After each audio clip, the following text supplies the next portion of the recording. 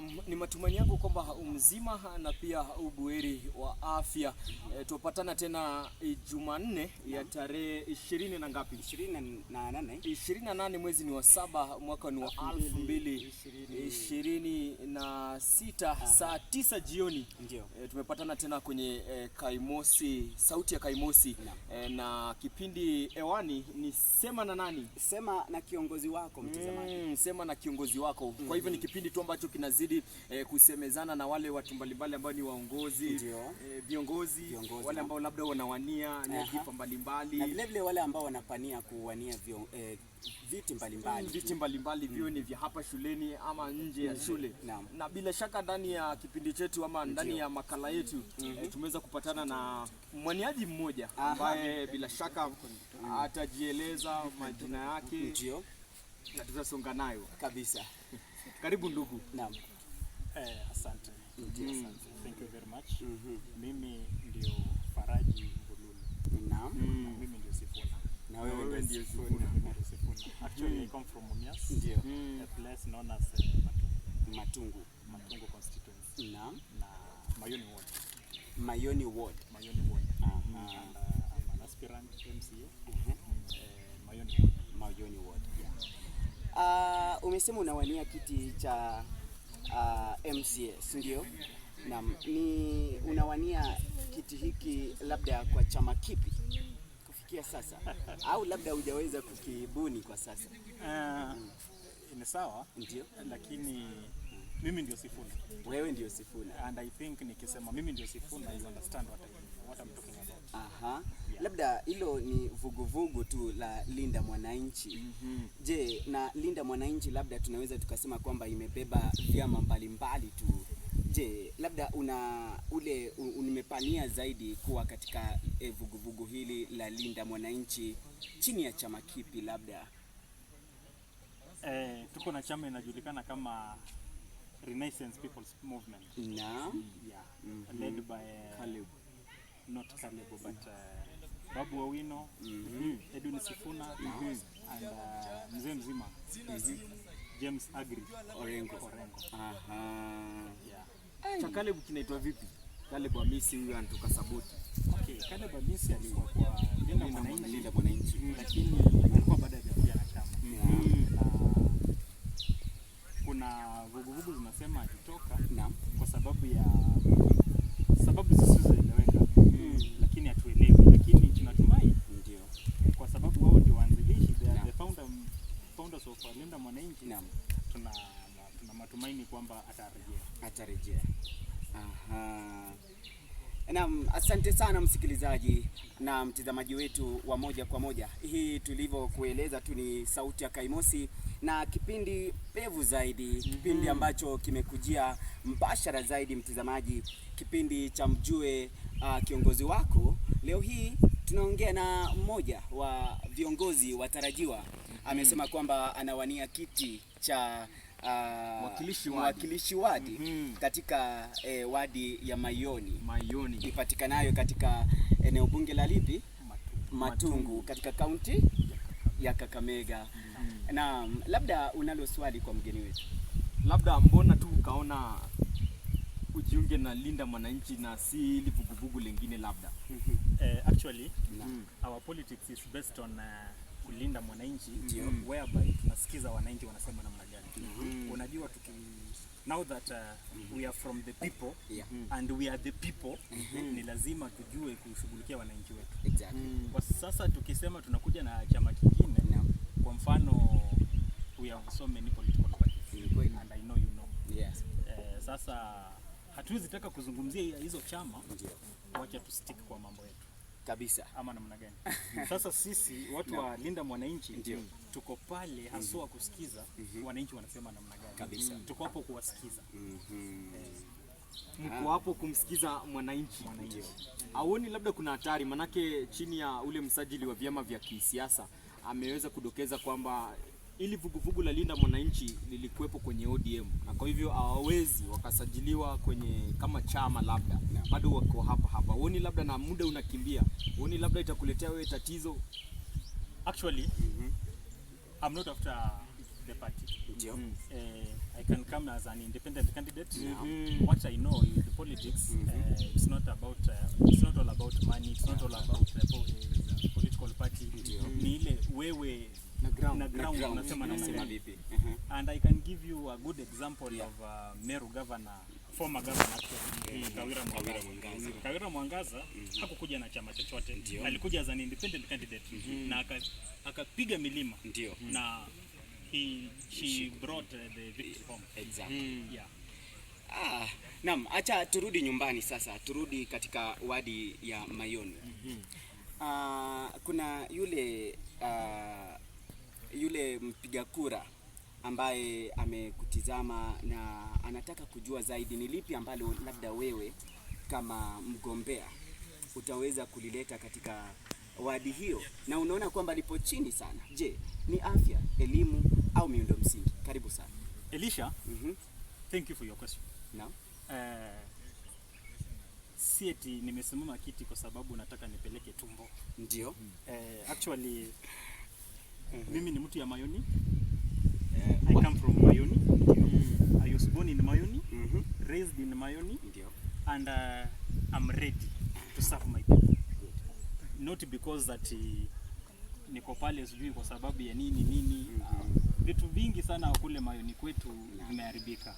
Be it education, you know, actually you cannot be led by a person who did not go to school and expect that he will give you bursaries. That one is a false. It's a lie. Tusemezani ukweli. Na on that note,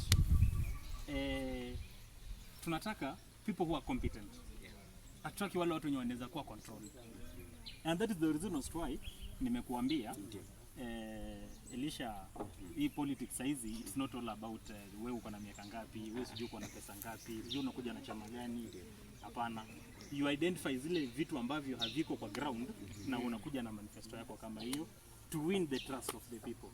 And I know on that note I'll bring the victory home.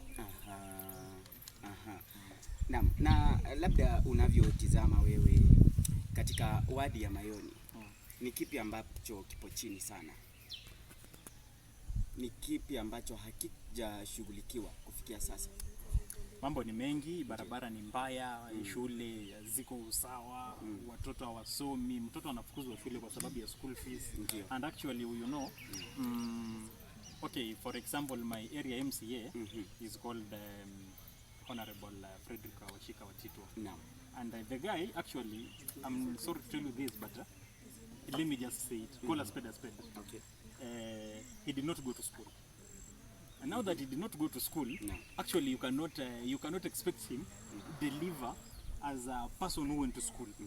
Actually yeye hata tukisema ni kwenda kuomba misaada huko kwa county, atatumia lugha gani? Atatumia lugha gani? Kitaifa, Kiswahili.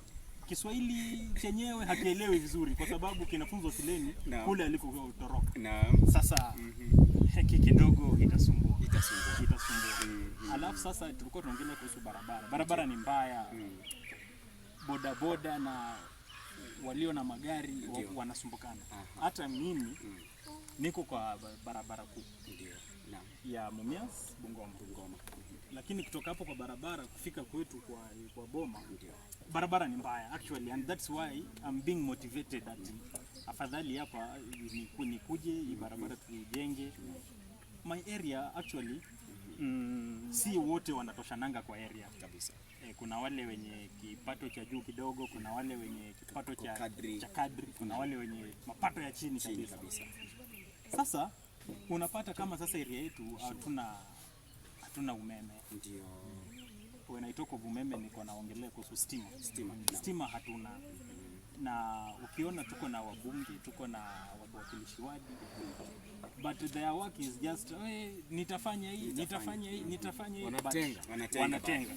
But now it's time, if they're listening to me, it's time they elect the leader of their choice. Mimi ni mtoto wao. They know me, I know them. Most of them nimesoma na wao. Of course mimi ni mcheza mpira.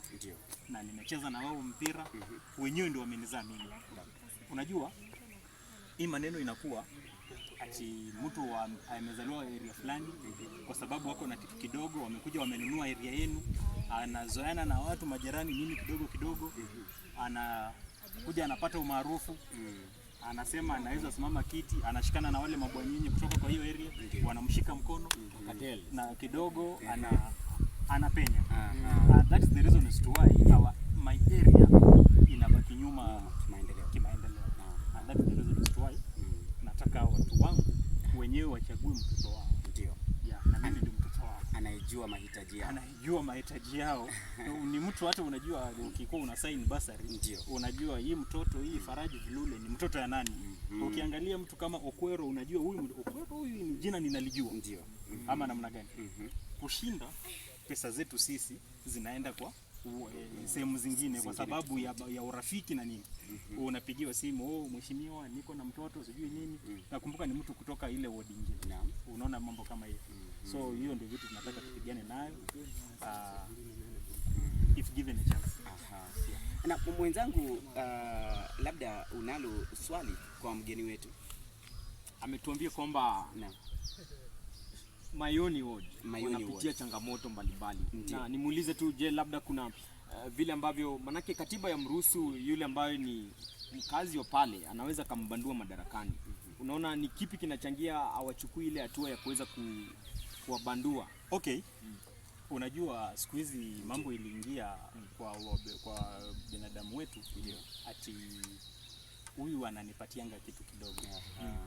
Sasa unapata yeye kimaendeleo yuko chini kabisa, lakini kwa kupatiana mfuko iko fit, iko sawa. So that is the reason as to why Elisha unapata area mingi zinakosa kuendelea kwa sababu ya vitu kama hivyo. Unajua hii siasa ya kupenda pesa ni kama unahongwa. Ni kweli. Sasa yule mtu anayekupatia pesa ikifika anachaguliwa tena anakuwa na ile nia ya kurudisha pesa zake alizopatiana. Nadhani mnanielewa kabisa. Sasa hizo ndio baadhi ya changamoto ambazo kwamba ziko pale, lakini nitaongea na wale watu wangu kwa sababu mimi najiona nao from the grassroots level, kufika pale kwa wale watu wako hapo juu mpaka kwa wale wanunuzi wenye walikuja waingia kwetu hapo. I know I'll talk to them and I'll educate them about politics of handouts. And I know things shall be better. Naam, bila shaka unazidi kumsikia mgeni wetu hapa Faraji mwenyewe, na anazidi kutuambia kwamba yuko gangari na yuko sete kabisa iwapo ataweza kuteuliwa na kuweza kupatiwa wadhifa kuwa mwakilishi wadi hii ya Mayoni. Atahakikisha kwamba yale masuala ambayo yanamsumbua yule ambaye ni mpigaji kura, yawe ni masuala ya masomo, yawe ni masuala ya barabara, yawe ni yale masuala ya miundo msingi ambayo yuko umeme, ataweza kuhakikisha kwamba yote yameweza kutekelezwa. Ndugu Faraji, unazo dakika kama sekunde angalau 50 hivi. Kuna yule ambaye ni mpigaji kura kule kwenye ile wadi ya Mayoni anataka kukusikiliza. Unaweza kumwambia namna gani ukimtizama hapo?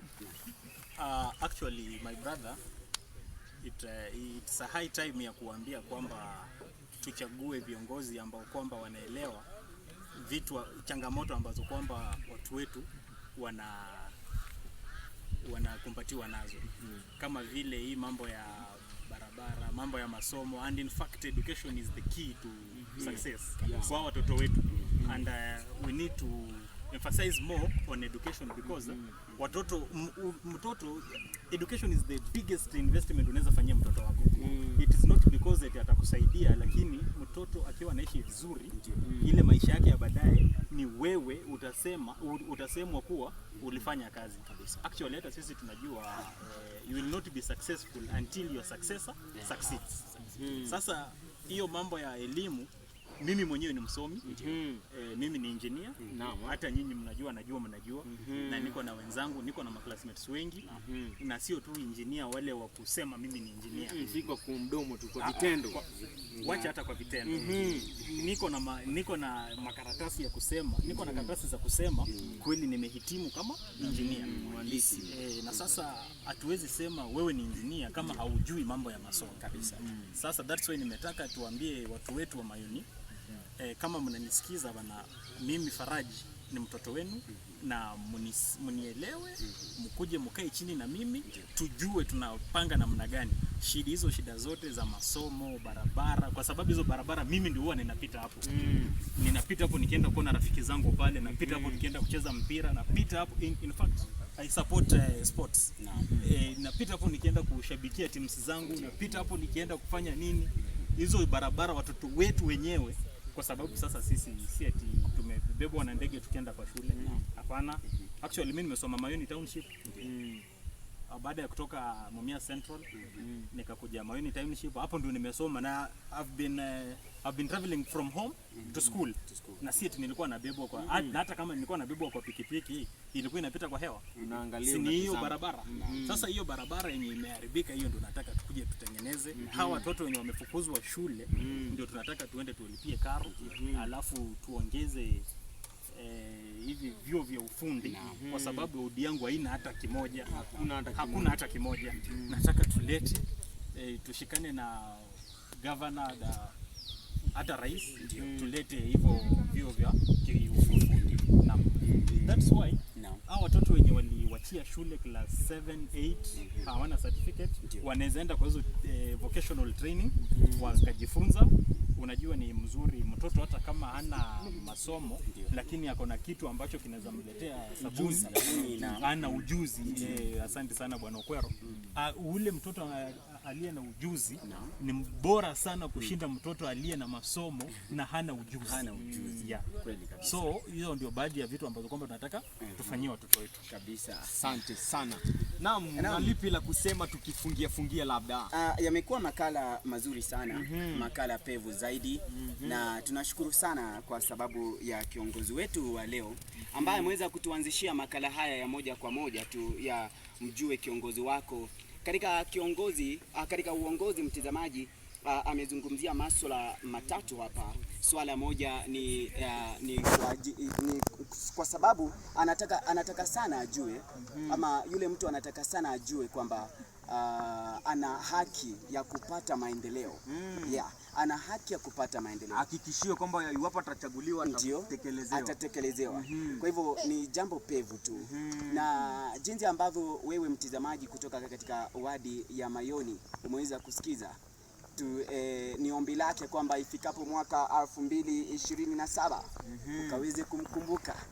Sisemi kitu mtazamaji, nasema asante sana kwa kuweza kuzidi kusikiliza taarifa hizi, na tutakutayarishia tu mengi tu tutakayoweza, na mgeni wetu tutazidi tu kuwa pamoja naye ili akaweze kutupa mengi zaidi. Kumbuka kwamba hajaweza kutupa manifesto, lakini ni mengi zaidi ambayo anapania kuyafanya.